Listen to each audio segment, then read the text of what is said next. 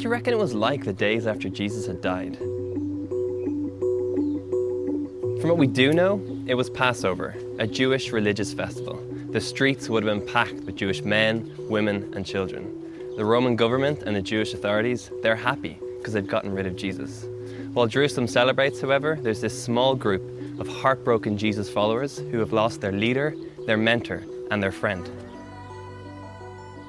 Though many refer to the 12 disciples, his following was much broader and included many women who played a large role in his ministry.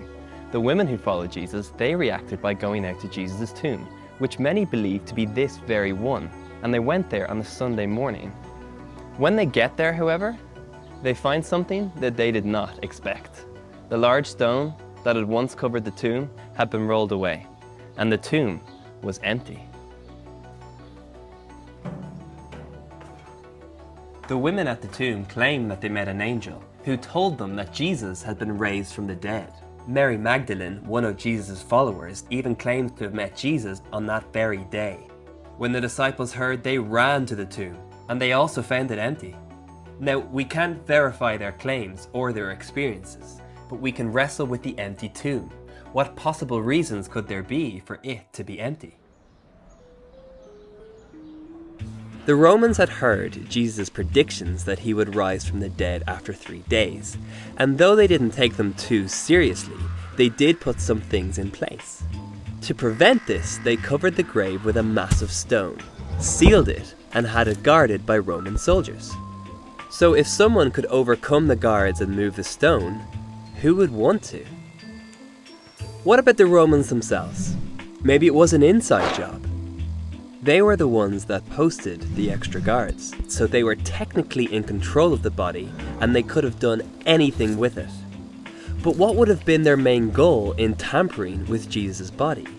They had already proved their power in killing Jesus and they just wanted him to stay dead and buried. Maybe the Jewish authorities took it. Possible, but again it would be hard to understand why. They were more than happy to have the tomb heavily guarded by the Romans. Also, their plan was to prove that Jesus was just a man and not the Son of God. Jesus remaining cold and dead was the only way that their involvement in Jesus' crucifixion could be justified. And here's the crux of it for me.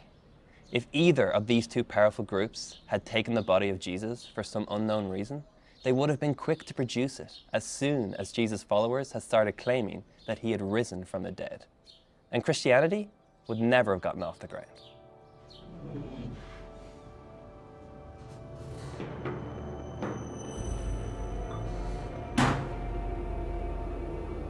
Or maybe it's worth asking, is the resurrection story just made up? Maybe it was an afterthought by the disciples. Like, what if we could get the gospel writer Matthew and interrogate him like this? How does facts hold up? How does story hold true? Of course we can never know, but if Matthew is trying to mislead a group of people and pass off fiction as history, I suggest he makes two huge mistakes. Firstly, he says that Pontius Pilate, a well-known figure at the time, gave permission for Jesus to be buried and instructed guards to watch over it. If the resurrection narrative was just fiction, it would have been incredibly easy for anyone to speak out against it, yet no one ever argued with the details found in Matthew's Gospel. He even goes on to say that this event happened in the tomb belonging to Joseph of Arimathea.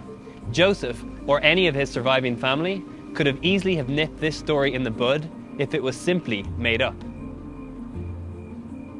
Secondly, and sadly, the first century was a very different world. Equal rights weren't even on the horizon. A woman's eyewitness testimony wasn't even considered valid unless it was backed up by a man. Yet it's recorded that women were the first to meet the resurrected Jesus. If you're making up a story, you don't choose legally unreliable witnesses as your primary source unless that's the way it actually happened.